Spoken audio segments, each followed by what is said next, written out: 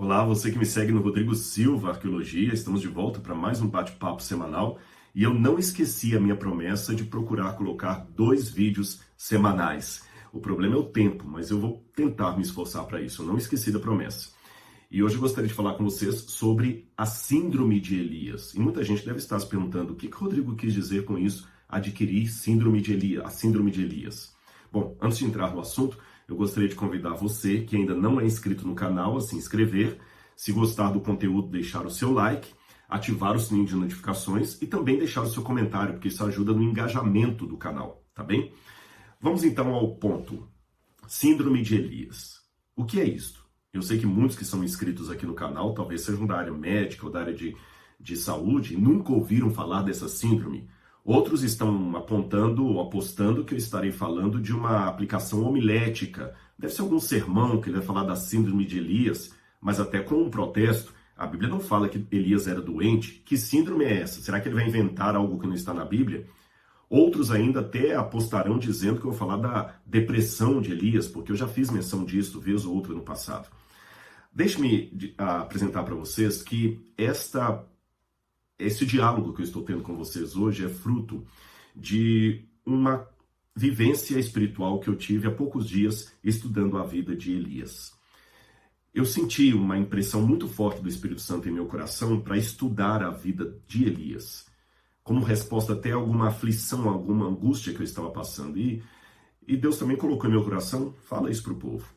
E eu sei que parece místico demais eu dizer que Deus colocou em meu coração, senti uma impressão do Espírito, mas é isso que eu estou procurando mesmo, meus irmãos. Porque a grande tentação de um acadêmico de teologia é esquecer o sopro do Espírito. Sabe, os latinos faziam uma distinção teológica entre fidesque e fidesquá. Fidesque em latim e fidesquá significam a fé doutrinal, ou doutrinária, se você quiser, e a fé relacional. A fé de relacionamento com Deus. O grande perigo para muitos crentes é ficar só numa fé relacional com o sagrado, sem nenhuma base doutrinária. Assim ele pode ser enredado por vozes demoníacas. Por outro lado, a grande tentação de acadêmicos de Bíblia e de teologia é ficar só com a fé doutrinal, esquecendo da fé relacional. Então, às vezes, mesmo que eu estude grego, hebraico, Bíblia, história e filosofia, eu não posso esquecer daquela fé simples do irmão do interior, sabe? Aquele irmão piedoso, aquela irmã que ora de madrugada. Eu tenho que ter aquilo, senão minha palavra não terá poder. Bom, meus irmãos, falando da síndrome, o que significa síndrome, propriamente dito? Síndrome é uma palavra, na verdade, uma junção de 2 vocábulos gregos. Você tem a preposição sim, em grego, que é con, ao lado de, conjunto, com, e você tem a palavra dromos, que seria corrida. Por exemplo, hipódromo, corrida de cavalos. Então, síndrome é a corrida com, aquilo que corre ao lado de. E esta palavra foi apropriada pela medicina para falar de várias moléstias, de várias doenças que há por aí. Síndrome de Down, síndrome de Tourette, síndrome disso, daquilo. Às vezes o nome da síndrome se dá por causa do descobridor, que percebeu os sintomas daquilo ali, sistematizou, organizou e até buscou uma cura. Às vezes nem conseguem a cura. Outros dão o nome da síndrome pela região onde ela surgiu primariamente ou pelas características. Assim você tem as diferentes síndromes.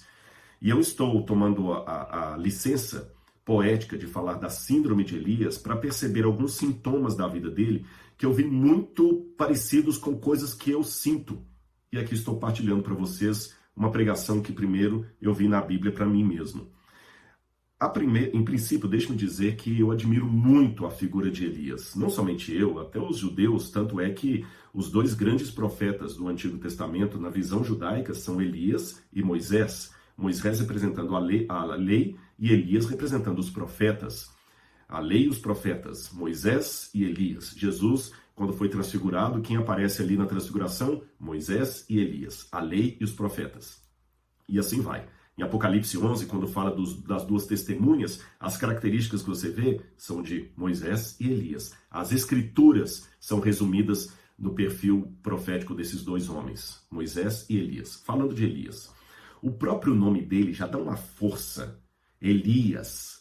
Em hebraico, Eliarro, acho até bonito em hebraico, Eliarro. Eliarro significa o Senhor é meu Deus. E quando falo Senhor, é o tetragrama sagrado, o nome sagrado de Deus. O Senhor é o meu Deus. Um nome muito forte para o contexto em que ele viveu, em que estava lutando contra o culto a Baal. Há até alguns comentaristas que pensam que talvez esse não fosse o nome real dele, mas o título que ele adquiriu por se posicionar veementemente contra a idolatria, contra o culto a Baal que estava campeando em Israel por causa do casamento de Acabe com Jezabel. Talvez eu precisaria retroceder um pouquinho na história para você entender o contexto, porque Elias surge quase como que, sei lá, um fantasma, um personagem assim, do nada. No capítulo 17 de 1 Reis, surge a figura de Elias assim, puf.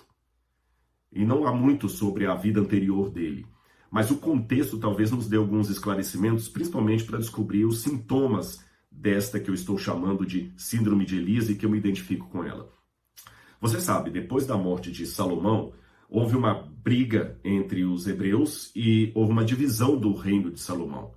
A parte norte do reino, que foi chamada de Israel, tinha como capital Samaria, e a parte sul, que foi chamada de Judá, tinha como capital Jerusalém. 2 reinos, 2 reis, 2 povos irmãos, mas agora brigando. Os dois tinham uma apostasia, mas a do norte às vezes era pior.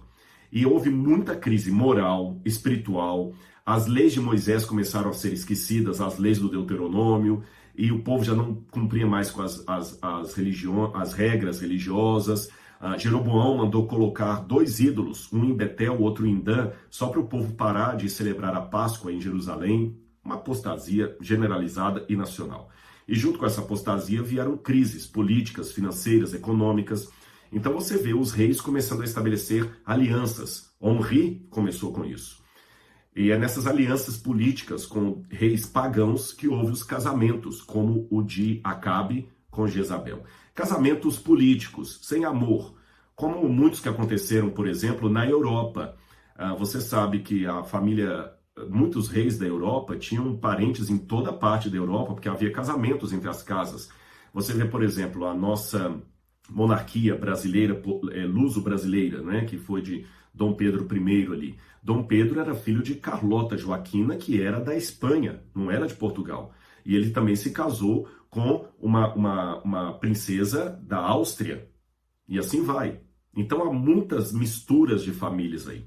Também havia assim no passado. Não era algo aprovado por Deus. Bem, Jezabel era uma mulher sedutora, tinhosa, manipuladora e Acabe um fraco. E quando Jezabel veio, que houve a união dos fenícios com Israel, do ponto de vista político foi algo maravilhoso, porque os fenícios eram ricos, eram prósperos, eles tinham desenvolvido a escrita alfabética, eles tinham desenvolvido muito da navegação. Lembra que quando Salomão foi fazer o templo, ele trouxe os principais artífices e material de construção de Tiro, lá da Fenícia, que hoje seria o Líbano. E nisso veio Jezabel. Só que no pacote veio Jezabel com o culto a Baal. Ela desde criancinha foi treinada para ser sacerdotisa de Baal. E as adorações, a adoração a Baal se tornou clara e franqueada em todo o norte. Aí começou a polarização.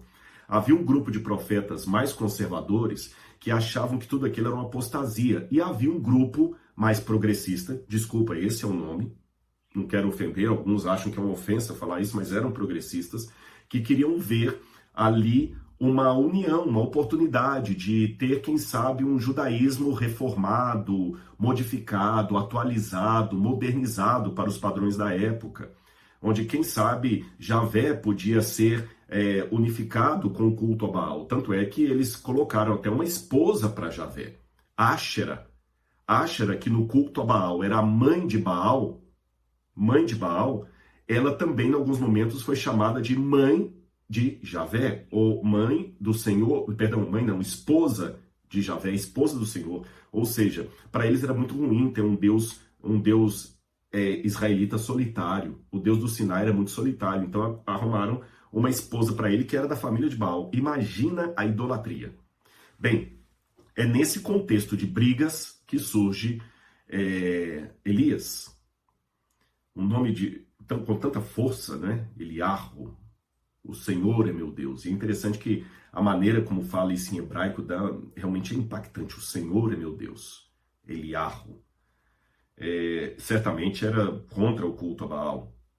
E Elias já aparece de maneira destemida. Ele chega para o rei Acabe, coloca o dedo em riste e fala: olha, rei Acabe, está aqui no capítulo 17, verso 1. Tão certo como vive o Senhor Deus de Israel, a quem eu sirvo, não haverá orvalho nem chuva nos próximos anos, a não ser quando eu disser. Gente, eu queria ter essa impetuosidade, essa força, esse destemor dele. Sabe? Se eu não for homem de Deus, que aconteça isso.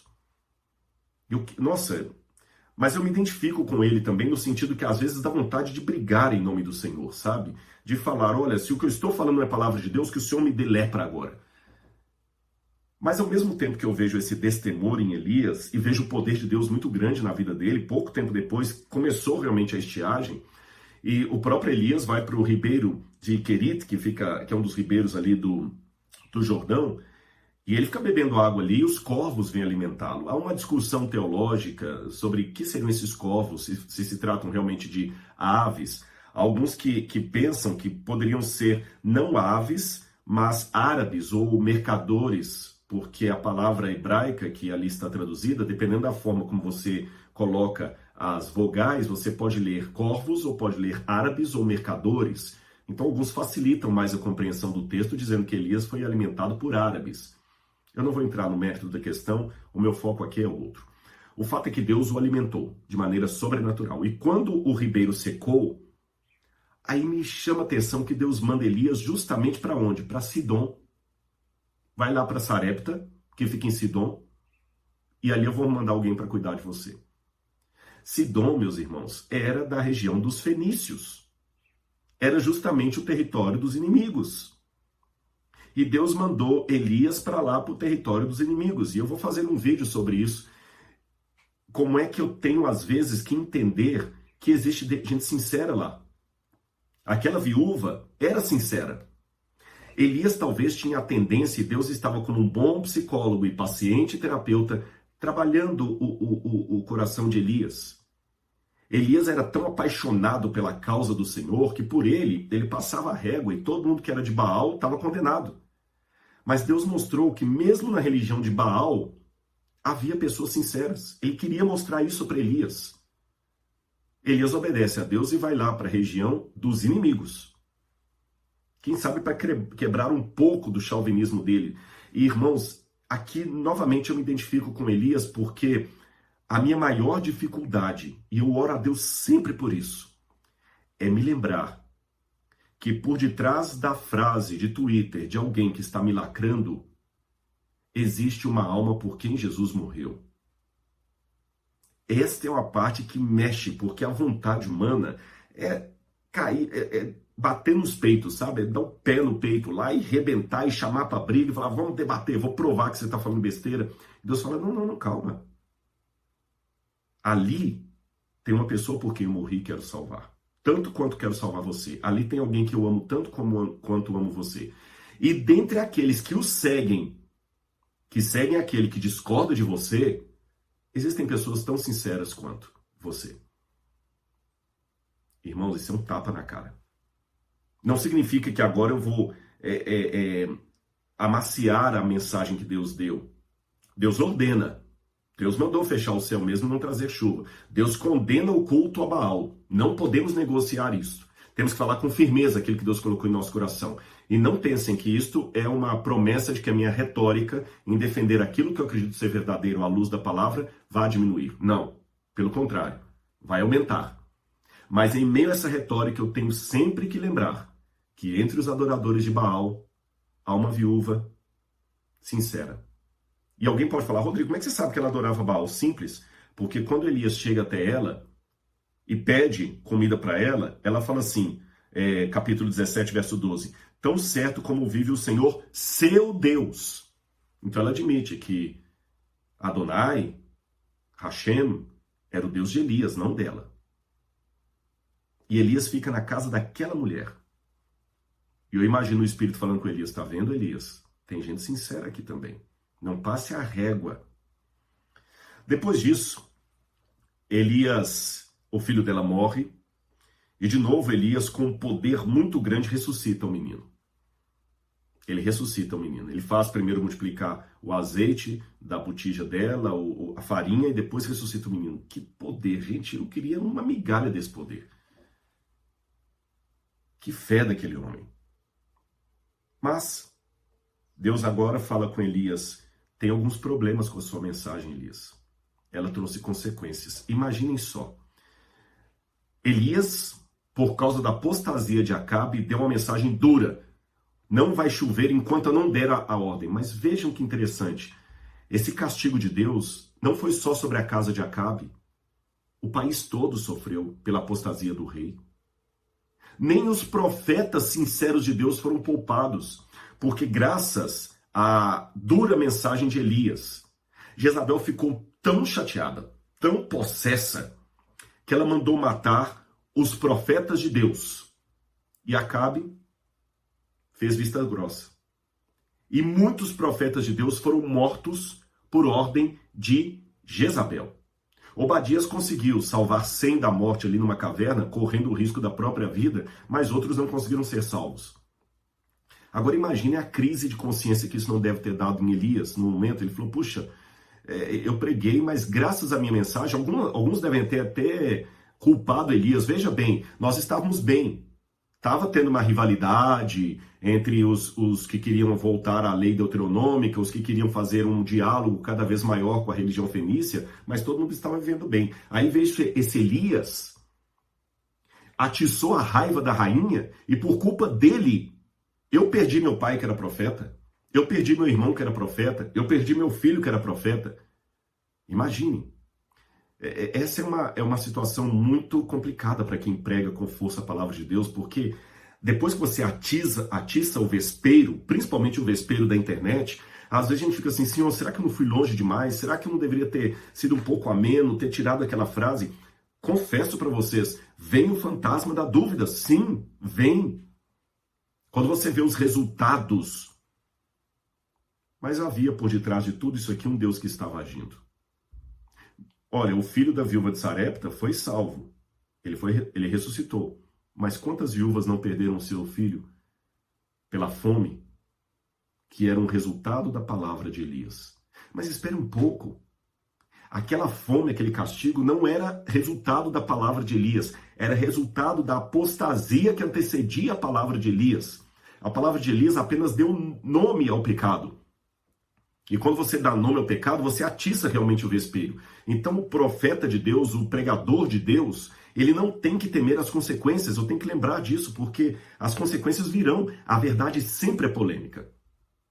Mas Deus ainda tem sinceros entre os que estão no meio de Baal. Lembre-se da viúva de Sarepta. Lembra, Rodrigo, tem sinceros do lado de lá. Bom, depois disso, Elias se apresenta a Acabe, de novo destemido. E Acabe fala, você é o perturbador da paz de Israel, é por sua culpa que os profetas morreram. Elias falou, não, é você que é. Mas Acabe, chama todo mundo para o Monte Carmelo. E você sabe o que aconteceu ali. De novo ele destemido. Ele não ligou para a lacração de Acabe. Você é o perturbador de Israel. Veja bem, Acabe não sentou, não dialogou, só o chamou de perturbador. Como muitos na internet, né? É um falso, é um ridículo. Com uma frase de Twitter, ele quer derrubar tudo que você falou. Elias chamou todo mundo para o Monte Carmelo. Eu já falei com alguns, vamos conversar e vamos ver assim os frutos do trabalho de cada um. Aí alguém falou assim, ele está muito exibidinho, está querendo agora ficar compartilhando quantas estrelas tem na coroa de cada um. Não é isto. É que a Bíblia fala que pelos seus frutos os conhecereis. Eu estou convicto do que é que eu estou falando. Como Elias também estava. Então Elias falou, se o Senhor a quem eu sirvo é Deus, vão servi-lo. Se é Baal, sirvam Baal. Mas vamos pôr a prova quem é quem aqui. E é interessante que ali no monte do Carmelo estava dividida a coisa. Dividida nada. Estava pronto um massacre. Porque estava Elias sozinho, 400 ou 450 profetas de Baal. Puxa vida. Uma multidão contra um. E mais o povão, que não era fiel. O povão é aquele tipo que vai para um lado e vai para o outro. Lembra que o povo, as massas não são fiéis, as massas são líquidas.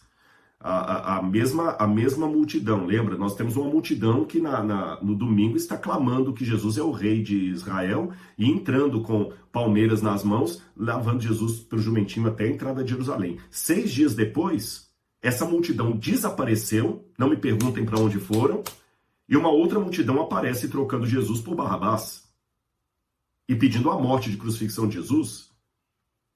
Então é muito fácil alguém virar de santo a cancelado na internet, a de herói é cancelado muito fácil.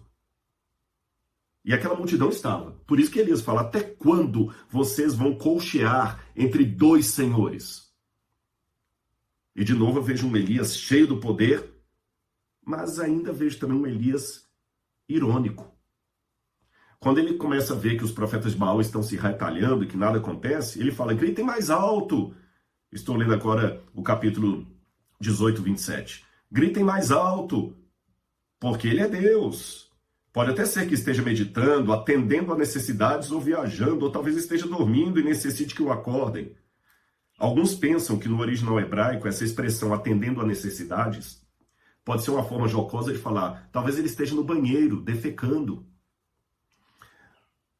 Interessante. Elias era um homem cheio do espírito, mas era um homem também que tinha suas falhas. Aqui Elias foi muito arrogante. Não precisava dessa ironia, dessa arrogância. E antes que alguém mande uma mensagem, Rodrigo, você tá... Esse homem era cheio do Espírito, quem é você para desautorizar Elias? Não, não sou eu, irmãos, é a própria Bíblia. Porque no Novo Testamento fala que esses homens e mulheres de Deus eram sujeitos às mesmas paixões que nós somos. Eles tinham suas fraquezas. Eles não eram super-heróis. Você rasgava a veia deles e saía sangue, não era água. Mas o que eu noto aqui é que mesmo Elias, tendo as suas dificuldades, Deus ainda podia usá-lo. Sabe, às vezes eu me sinto como um instrumento na mão de Deus. Eu tenho aqui uma réplica de uma flauta, como eram as flautas dos tempos bíblicos. Era assim que eles faziam. Eu não sei tocar isso aqui, mas alguém lá de Israel sabe tocar muito bem e tirar um instrumento bonito, um som bonito daqui. Mas quando um instrumento tem um som agradabilíssimo, uma música de primeira, quem está responsável pela música não é o instrumento, é a boca que o sopra. O instrumento é só isso, um instrumento. E a boca de Deus é tão perfeita que ele consegue dar sonidos perfeitos através de instrumentos quebrados. E lembra, João Batista, o que vistes no deserto? Um caniço agitado pelo vento? Vocês viram mais do que isso. Era o Espírito falando através dele. É assim que eu me sinto. É assim que eu vejo Elias. E Deus olhou e pensou, poxa, Elias, take it easy, Elias menos, mas pela sua sinceridade eu vou honrar a sua palavra. Veio o fogo de Deus, e Elias ainda naquela ideia, parece que ele não aprendeu muito lá, ele mandou matar todos os profetas de Baal. Alguém pode dizer, sim, mas ele mandou matar os profetas de Baal por uma justiça de Deus, como Moisés mandou matar no deserto os que se rebelaram lá.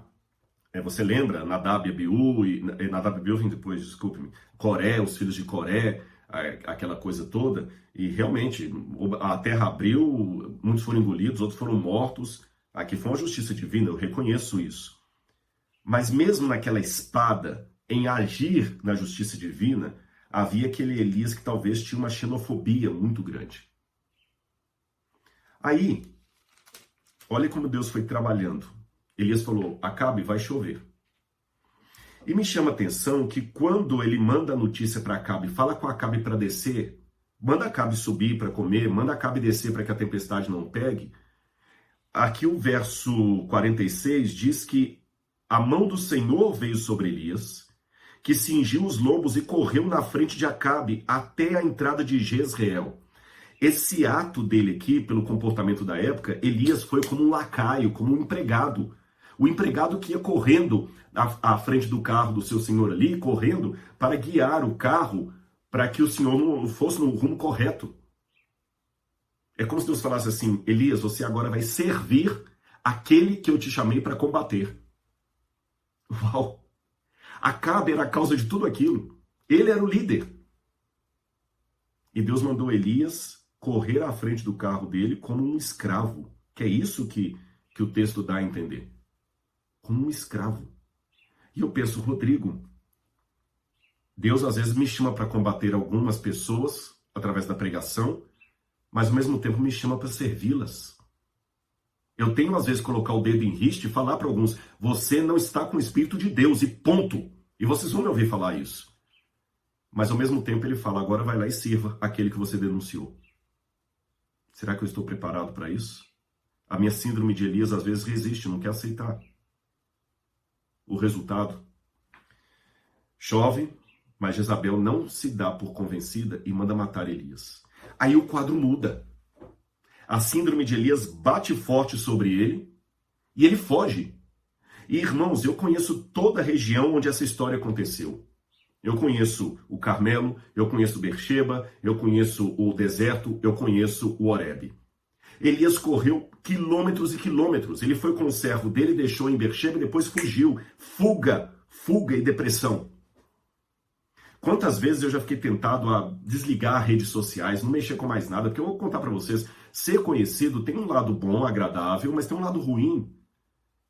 É bom, não vou falar com vocês, é muito louvado seja Deus, mas é bom às vezes estar no aeroporto, encontrar alguém, dá licença, você é o Rodrigo Silva, poxa, eu posso tirar uma foto com você? Você pode mandar uma mensagem para minha mãe gosta muito dos seus vídeos, olha, eu sou da Igreja Batista, eu sou católico, olha, eu não tenho religião, mas eu sigo o seu trabalho, isso é gostoso. Mas ao mesmo tempo, irmãos, o preço é grande, porque às vezes alguns te lacram e a sensação que você tem é que você está saindo pelado na rua, todo mundo está vendo aquele que foi lacrado. Dá vontade de desligar, sumir com as redes sociais, parar e sair incólume na rua sem ninguém me conhecer. Fuga. Parar de pregar, sabe? Para que dor de cabeça? Deixa o pessoal brigar, quer trazer isso, traz. Dá vontade. Como Elias. E Elias estava com todos os sintomas de depressão e só queria dormir. Deitou-se e dormiu debaixo de um zimbro. Estou lendo no capítulo 19, verso 5. E interessante que antes Deus mandou corvos, ou árabes, ou mercadores, não importa. Agora Deus foi mais enfático, Deus mandou um anjo para cuidar de Elias. Não foi uma viúva, foi um anjo. Mas a depressão dele estava tão forte que nem o anjo o animou. Na verdade, Elias deveria ter ficado lá em Israel e agora era o momento que o povo se dividiu. Agora a pregação de Elias deu realmente um reboliço que Deus precisava para trazer reforma. Mas na hora H, Elias foge sob a ameaça de uma mulher. Puxa vida, ele estava tão firme com os 400 profetas de Baal, ele estava tão firme diante de Acabe, ele estava tão firme na palavra dele, mas na hora de Jezabel, ele correu e fugiu. E esse é o Rodrigo que também está falando para vocês. Muitas vezes a minha vontade é fugir, sumir, dar sono, da depressão, vontade de esconder. Aí Deus pacientemente, como fez com Elias, faz com o Rodrigo. Manda alguém para falar assim, olha, continua, sua mensagem me ajudou. Eu não recebi um anjo em forma espiritual, mas em forma humana Deus mandou muitos anjos para cuidar de mim. Mas quando a gente está mal, a gente não percebe. Eu estou admitindo para vocês uma fraqueza da síndrome de Elias que eu tenho. 1000 pessoas me amam, batem palma, 100 me lacram. Eu esqueço as 1000 e fico olhando as 100. Eu tenho esse defeito. E peço a Deus cura sobre isso. E sabendo que Elias ia fugir de qualquer jeito, quando Elias come a comida que o anjo preparou e volta a dormir, de novo ele vai lá e é acordado pelo anjo do Senhor e fala, Elias, come, porque a sua jornada é longa. Ou seja, Deus não queria que Elias fosse para o Horebe, Deus queria que Elias voltasse. Mas Deus, como bom psicólogo, pensou, ele não está preparado ainda. Já que ele quer ir para o Horebe, eu vou deixar ele ir para lá. Deus respeita até... Interessante como é que Deus trabalha realmente com um instrumento quebrado. Deus respeita até os meus desafios, ele respeita as vezes em que eu passo na frente do anjo e por complexo de inferioridade, por medo, por qualquer patologia emocional, eu acabo indo lá, de modo que eu falo que Deus não trabalha comigo, Deus trabalha a despeito de mim. Tá bom, Elias, já que você quer fugir, eu vou deixar você ir até lá. E ele foi até o Horebe. Irmãos, é longe pra danar. Tanto é que ficou 40 dias. Chegou lá no Horebe, aí Deus aparece e pergunta, o que você faz aqui, Elias? Por que você veio para cá? Quando eu levo grupos a Israel e que eu os levo até o Horebe, eu faço essa mesma pergunta.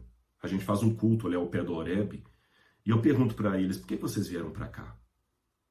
E muitos vão, às vezes, comigo para Israel, na esperança de que ali onde a história aconteceu, eles possam ter pelo menos um flash da presença de Deus, porque eles estão sentindo a vida deles tão nula de expressões da divindade, da espiritualidade. Alguns confessaram isso para mim. Deus está tão distante que eu quero ir para Israel com o Rodrigo e ir para o Egito, porque nas terras bíblicas, aonde a coisa aconteceu, de repente ali eu posso sentir um pouquinho ainda daquilo que no Brasil eu não consigo sentir. Elias já não estava mais sentindo, mas, gente, Deus deu tantos exemplos de que ele estava com Elias. E ele correu lá para o Horebe. Quem sabe que onde ele apareceu para Moisés, ele aparece para mim. Aí Deus teve que lembrar, puxa, Elias, eu apareci para você lá no Carmelo. Eu fechei o céu quando você falou e você está aqui igual um covarde. Tá vendo que não adianta querer ser com xenofobia, medo do estrangeiro, achar que você é o tal. Você não ficou lá desdenhando dos profetas de Baal? Agora está aqui com medo. Entra numa gruta. E Elias entrou. E quando Elias entrou ali, eu acho que Elias pensou assim, talvez ele vai passar a glória por mim, igual passou por Moisés, e das duas uma. Ou eu vou sentir a glória dele, vou voltar com força, ou ele vai me fulminar.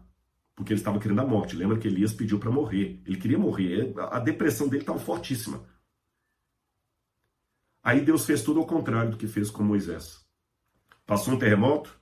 Na época de Moisés teve terremoto. Deus não estava no terremoto. Passou um trovão. Deus não estava no trovão. Passou um vento tempestuoso. Deus não estava no vento. Aí depois veio um ciclo suave. Aí que estava Deus. O que eu aprendo? Elias. Haverá vezes na história que eu teria que me manifestar como no Monte Sinai, na época de Moisés, com trovões. Há vezes que eu teria que me manifestar sussurrando. Há momentos em que você vai ter que pedir que eu desça o raio do céu e consuma o sacrifício e até permitamos a morte dos inimigos. Mas haverá vezes que eu teria que ficar calado. Eu te atendi ao descer o fogo do céu, mas eu não atendi aos profetas que eu permiti que fossem mortos. Deixe Deus ser Deus. E aí eu tive que aprender na minha síndrome de Elias que eu tenho que deixar Deus ser Deus. Ele nem sempre age da mesma forma. Algumas vezes ele dá o raio, outras vezes ele dá a calmaria, algumas vezes ele cura, outras vezes ele não cura, algumas vezes ele ressuscita, algumas vezes ele não ressuscita. E aí Deus fala, e tem mais uma coisa, Elias, que eu quero dizer para você. Volta, mas não vai lá para Israel, não. Você ainda tem que aprender um pouco mais a humildade. Vá para a Síria. Senhor, mas outro inimigo? Vá lá para Damasco. E você ainda vai fazer uma coisa. Você vai lá e vai ungir Hazael como o rei da Síria. Olha como é que Deus queria mostrar. Ainda tem o povo lá no meio dos pagãos. Eu tenho povo lá no meio dos que discordam de você. Eu tenho povo lá no meio daqueles que te lacram. Vai lá. E tem mais um detalhe, Elias, que eu não posso esquecer. Há 7.000, 1 Reis 19, verso 18. Também reservei em Israel 7.000, todos os joelhos, que não se dobraram a Baal e toda boca que não o beijou. 7.000. Mas eu, Rodrigo, lendo a Bíblia, eu perguntei, peraí, mas se Deus tinha 7.000 que não dobraram o joelho a Baal, onde é que esses 7.000 estavam quando Elias estava sozinho lá no Monte Carmelo? Onde é que esses 7.000 estavam que não apareceram? Que às vezes na internet a gente pensa assim, tem um lacrador ali, você pensa assim, poxa vida, cadê os que me seguem, ou que são inscritos no meu canal, para falar, cala a boca, respeita o Rodrigo. Não tem, se calam. Cadê os que estão comigo? A gente se sente sozinho, síndrome de Elias. Mas Deus fala, não. Você não está sozinho. Tem 7.000 que não dobraram o joelho a Baal. O problema, Elias, é que você está tão preso à figura de Jezabel que você acha que Jezabel é a maioria. Ela não é. E mesmo que fosse, Deus não precisa de maioria. Você e Deus serão sempre a maioria esmagadora onde quer que vocês estejam. E não deixe que a cegueira da síndrome de Elias impeça que você veja, ou aceite pelo menos, que há 7.000 que não dobraram o joelho a Baal. Talvez dentre esses 7.000 aqui, houve pessoas que se converteram depois da manifestação de Elias ali no Carmelo, pode ser Pode ser também que desses 7.000 eram mais tímidos, não tinham a coragem de se expor como Elias, mas eram sinceros. Mas enfim, eram pessoas que não dobraram o joelho a Baal. A briga de Elias no Carmelo é tão forte que para mim é ela que está por detrás da temática do Armagedon, de Apocalipse capítulo 16. A guerra do bem contra o mal. Quando Deus os reunirá na montanha de Meguido, no Armagedon. Eu peço a Deus hoje que tenha piedade de mim e da minha síndrome de Elias. Seria arrogância de minha parte dizer que eu estou curado, mas estou pelo menos consciente dela e procurando sempre pedir perdão a Deus e força para que Ele me use, apesar de ser um instrumento quebrado. E se for assim, eu posso repousar que a minha comparação a Elias valerá para o fim da minha vida, porque se eu morrer, eu ressuscitarei e serei arrebatado para estar com o Senhor no céu. E se estiver entre os vivos, também serei arrebatado, como Elias o foi, para o encontro com o Senhor nas nuvens, porque assim promete o apóstolo Paulo, no nome do Senhor. E se você hoje é alguém que está pregando com ardor a mensagem de Deus, como eu, e se sente às vezes isolado, solitário, incompreendido, desanimado, talvez você, como eu, tenha a síndrome de Elias. Mas se temos a síndrome dele, podemos ter também o poder dele. Eu quero terminar contando uma ilustração para vocês, bem rápido. Uma experiência, na verdade. Essa Bíblia aqui, que eu tenho, eu a comprei para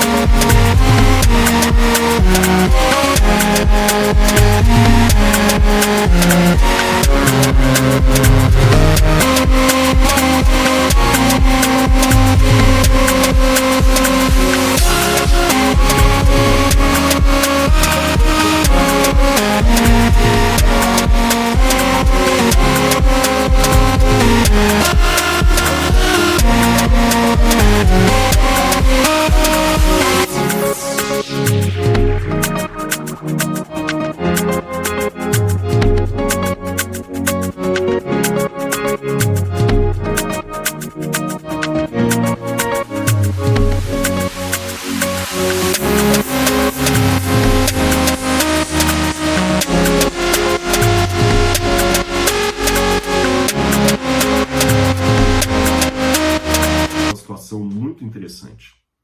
Eu estava certa vez pregando em Uberlândia, numa igreja não adventista. E ao final da pregação chegou um rapaz muito animado para mim, que eu nunca tinha visto, e falou assim: Rodrigo Silva, eu quero te pedir uma coisa muito séria. Eu não sei como é que na igreja adventista vocês encaram isso, mas eu senti no meu coração que eu tenho que te pedir isso. Eu falei: o quê? Veja bem, eu quero o poder do Espírito que está sobre você. E na Bíblia fala que Eliseu pediu a capa de Elias e Elias deu. Pois eu senti no meu coração que eu deveria vir a você e pedir a sua capa. Eu quero a sua Bíblia. Imagine a minha Bíblia toda marcadinha, toda cheia de anotações. Mas naquela hora Deus colocou em meu coração e eu não senti 2 vezes. Eu falei: tá aqui, a Bíblia é sua. Com a minha graça, com a minha bênção e com o poder de Deus. Eu fiquei um pouco incomodado, não com a atitude daquele jovem, mas falar: Senhor, eu não sou Elias. Ele está pedindo a minha Bíblia como Eliseu pediu a capa de Elias. Mas ao mesmo tempo, eu senti Deus falando assim: não digas eu sou uma criança. Deixa Deus te usar. Os frutos do seu trabalho, eu trarei. Muitas Jezabéis vão se levantar, muitos Acabes vão ficar neutros. Muitas vão querer a sua morte, vão te chamar de perturbador da paz de Israel, mas faça o trabalho com sinceridade no coração e deixe os resultados comigo. Então estou eu aqui, um doente de Deus. Sim, porque Deus trabalha com instrumentos quebrados. E se usou um instrumento tão quebrado como Elias, pode usar a mim e a você também. Que Deus o abençoe nesse momento. Em nome de Jesus.